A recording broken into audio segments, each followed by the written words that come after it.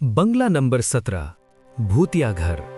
ये कहानी 3 दोस्तों की है जिनका नाम विक्रम, सुनील और जॉन होता है, जो बंबई शहर में नौकरी करने के लिए आते हैं। तीनों बचपन के दोस्त कुछ कर दिखाने का सपना लिए इस भीड़ भाड़ वाली जगह में अपना मुकाम पाने के लिए दर दर भटकते हैं। उन्हें कोई भी रास्ता नजर नहीं आता। अपने छोटे से गांव में रहकर कॉलेज की पढ़ाई करने वाले सुनील और विक्रम ने कभी सोचा भी नहीं था कि सफलता पाने के लिए इतना दर्द झेलना पड़ता है। वहीं जॉन अपने पापा के बिजनेस में पहले से ही संघर्ष कर चुका था, जिस वजह से उसे इन सब चीजों की आदत सी हो गई थी। जॉन अच्छे से जानता था कि सफलता इतनी आसानी से नहीं मिलेगी, क्योंकि उसने अपने पापा को दिन रात मेहनत करते हुए देखा था। तभी तीनों को सुबह से भटकते भटकते शाम हो जाती है, लेकिन ना कोई नौकरी और ना ही कोई रहने का ठिकाना उनके हाथ लगता। तीनों मायूस होकर एक छोटे से होटल में खाना खाते हैं। दरअसल उनके पास कोई खास पैसे भी नहीं होते। वो तो सिर्फ अपनी 1-2 दिन की व्यवस्था बनाकर निकले थे। उन्हें लगा था कि आते ही उनके साथ कोई चमत्कार होगा और उनको नौकरी मिल जाएगी। तीनों एक बिल्डिंग के पास पहुंच जाते हैं। कुछ देर बाद सभी बिल्डिंग के गेट के पास बैठ जाते हैं। 1-2 घंटा बैठे हुए गुजर जाते हैं। तभी बिल्डिंग के चौकीदार की नजर उन पर पड़ती है और वो जोर की आवाज में उन्हें डांटते हुए कहता है, कौन हो तुम लोग, यहाँ क्यों बैठे हो?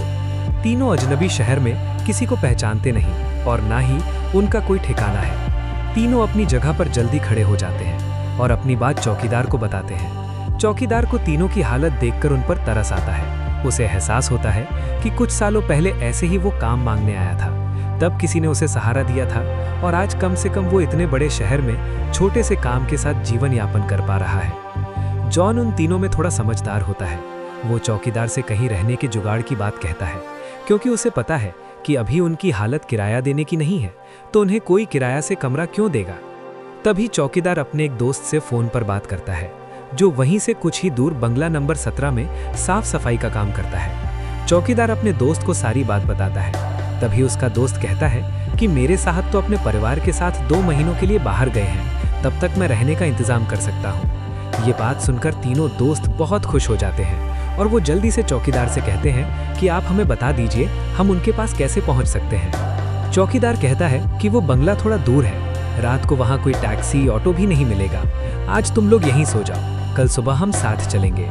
तीनों उसकी बात मान जाते हैं। सुबह उठते ही तीनों चौकीदार के साथ बंगले में पहुंच जाते हैं। बंगले की खूबसूरती देखकर तीनों दोस्त हक्का बक्का रह जाते हैं। उन्हें यकीन ही नहीं होता कि उन्हें इतने अच्छे बंगले में रहने का मौका मिलेगा। बंगले का नौकर तीनों दोस्तों को गेस्ट रूम में ले जाता है। तीनों दोस्त रूम में पहुंचकर राहत की सांस लेते हैं। जल्दी से तीनों नहाकर तैयार हो जाते हैं और काम की तलाश में निकल जाते हैं। अब रहने का तो ठिकाना लग चुका था, तलाश थी केवल अच्छे काम की, जिससे उनका गुजारा चल सके। लेकिन आज भी उनके साथ वही होता है। सुबह से शाम हो जाती है, लेकिन तीनों हताश होकर वापस अपने स्थान आ जाते हैं। नौकर तीनों के लिए खाने का इंतजाम करके रखता है, जिससे उन्हें बहुत ही राहत मिलती है। आज तीनों दोस्तों के लिए बंगले की पहली रात होती है। रात को 12 बजते ही अचानक विक्रम की नींद खुल जाती है और वो अपने आप को बंगले के तहखाने में पाता है, जहां पुराना सामान इकट्ठा करके रखा हुआ था। उसे समझ में नहीं आता कि वो यहाँ कैसे पहुंचा। तभी वो घबराहट में अपने दोस्तों को आवाज लगाता है, लेकिन किसी को कुछ सुनाई नहीं देता। तभी उसके कानों में सब कुछ सुनाई देना बंद हो जाता है और सिर्फ एक औरत के रोने की आवाज जाती है। विक्रम चिल्लाकर पूछता है, कहाँ हो तुम, क्यों रो रही हो? अगले ही पल विक्रम अपने बिस्तर में होता है। वो डर के कारण पसीने से लथपथ हो जाता है। वो अपने दोस्तों को जगाता है। सुनील और जॉन दोनों उसकी बात का मजाक उड़ाते हैं और कहते हैं, तुमने कोई सपना देखा होगा, इस बंगले में तो हमारे अलावा कोई भी नहीं है। और विक्रम भी अपने दोस्तों की बात का यकीन करके इस घटना को बुरा सपना समझकर नजरअंदाज करके सो जाता है। सुबह उठते ही तीनों दोस्त फिर से तैयार होकर काम ढूंढने निकल पड़ते हैं। लेकिन जैसे ही वो बंगले के गेट से बाहर निकलते हैं, अचानक कोई औरत आकर विक्रम को चिट्ठी देती है, जिसमें लिखा होता है कि तुम इस पते पर जाओ तो काम मिल जाएगा। और औरत अचानक भागते हुए उनकी नजरों से ओझल हो जाती है। तीनों दोस्त ये सोच में पड़ जाते हैं कि हमें काम की जरूरत है, ये इस औरत को कैसे पता? लेकिन तीनों को काम की बहुत जरूरत होती है। उन्हें लगता है कि भगवान ने उनकी मदद करने के लिए किसी को भेजा होगा और तीनों उसी दिशा में आगे निकल जाते हैं, जहाँ का पता उस कागज में लिखा होता है। यहाँ पहुँचते ही उन्हें एक बहुत ही बड़ी बिल्डिंग दिखाई देती है। दरअसल ये बहुत बड़ी कंपनी होती है और तीनों कंपनी के गेट पर पहुँचते हैं और वहाँ के सिक्योरिटी गार्ड को चिट्ठी दिखाते हैं। सिक्योरिटी गार्ड चिट्ठी नियुक्ति विभाग के पास भेज देता है और जैसे ही प्रबंधक को वो चिट्ठी मिलती है तो तो उसमें उसके मालिक का हस्ताक्षर होता है। वो तीनों से पूछता है, आप हमारे मालिक को कैसे जानते हैं? तभी विक्रम जवाब देते हुए कहता है, मैं तुम्हारे बॉस का दोस्त हूँ। अब प्रबंधक के पास इनको काम ना देने के अलावा कोई विकल्प नहीं होता। कंपनी के मालिक का हस्ताक्षर जो उस चिट्ठी पर मौजूद था। कंपनी के मालिक 7 दिनों की ट्रिप पर विदेशी कंपनियों के दौरे में थे और उस बीच उनसे कोई संपर्क नहीं था। इसलिए प्रबंधक ने उन तीनों को काम पर रख लिया और अपने साथ उन्हें काम की जगह दिखाने ले गया। लेकिन विक्रम अचानक ही दूसरे रास्ते की तरफ मुड़ जाता है और वो सीधे बॉस के चेंबर के सामने पहुंचता है और दरवाजे के ताले को पासवर्ड से खोल देता है।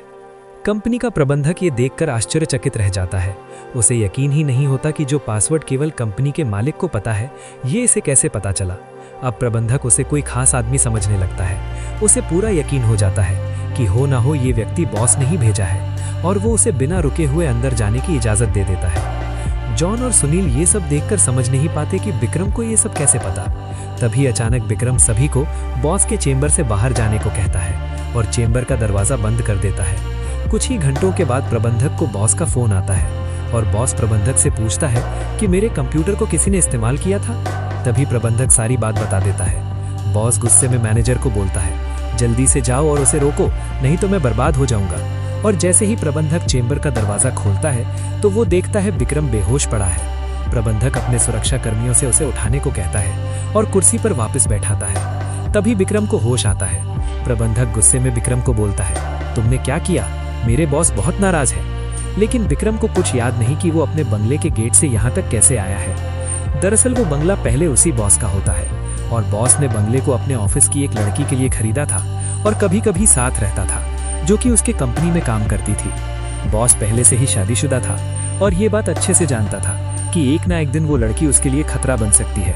इसलिए वो उसकी निजी अश्लील वीडियो रिकॉर्ड कर लेता है और जब एक दिन लड़की को ये बात पता चलती है तो दोनों में खींचातानी करते हुए लड़की के सर में चोट लग जाती है और वो दम तोड़ देती है। बॉस बंगले के गार्डन में ही लड़की को दफना देता है और लड़की की मौत के साथ ही उसका राज दफन हो जाता है। लेकिन जब उस बंगले में तीनों दोस्त में आते हैं तो विक्रम गार्डन में घूमते घूमते उस जगह पर अपना पैर रख देता है जहां उस लड़की को दफनाया गया था, जिस वजह से उस लड़की का सीधा संपर्क विक्रम से बन जाता है। वो विक्रम के अंदर प्रवेश कर जाती है और उसे काबू में करके अपना बदला लेने के लिए ऑफिस प्रवेश करती है और बॉस की काली करतूत को इंटरनेट में वायरल कर देती है। बॉस को विदेश से ही गिरफ्तार कर लिया जाता है। उसका काला चिट्ठा सबके सामने खुल जाता है और वो बेनकाब हो जाता है। उस लड़की ने मरने के बाद भी अपना बदला ले लिया था। अब शायद उसकी आत्मा को शांति मिल जाएगी। तीनों दोस्त उस बंगले को बुरा सपना समझकर भूल जाते हैं और इस दर्दनाक भूतिया कहानी का अंत